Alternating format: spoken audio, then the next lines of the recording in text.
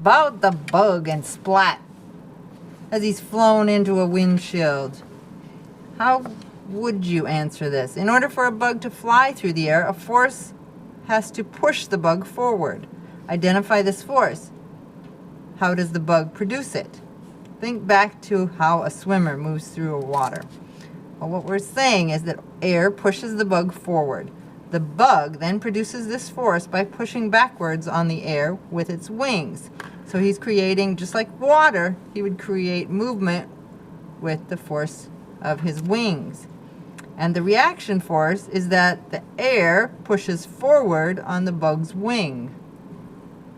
So think of it as trying to push one thing with another. That air is actually pushing him forward with his wings.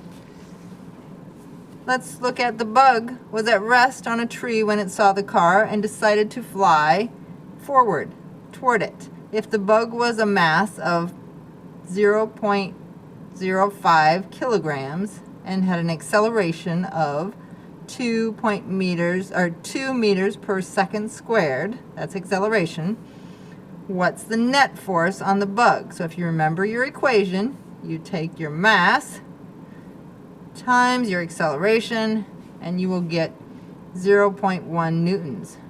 Good job if you got that correct.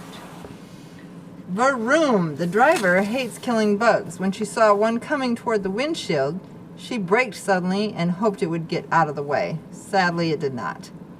When she hit the brakes, she felt that she was thrown forward. Use one of Newton's laws to explain why.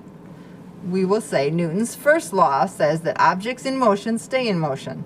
The car stopped, but she kept moving forward. Maybe you've experienced Newton's first law. C.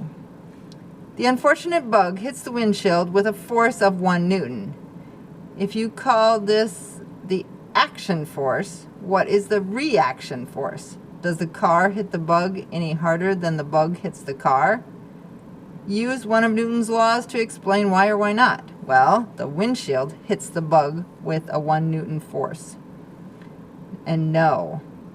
Newton's third law states that for every force, there is an equal and opposite force. Compare the force on the bug with the car again. Use another one of Newton's laws to explain why the bug goes splat and the car keeps going without noticeably slowing down.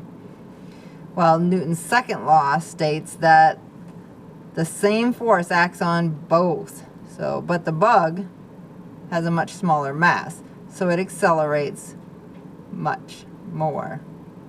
Okay? But obviously, the car hitting the bug will move the bug or keep moving, and it won't really change the force of the car. So let's go to 2A. A dog pulls on his leash with a 10 Newton force to the left, but doesn't move.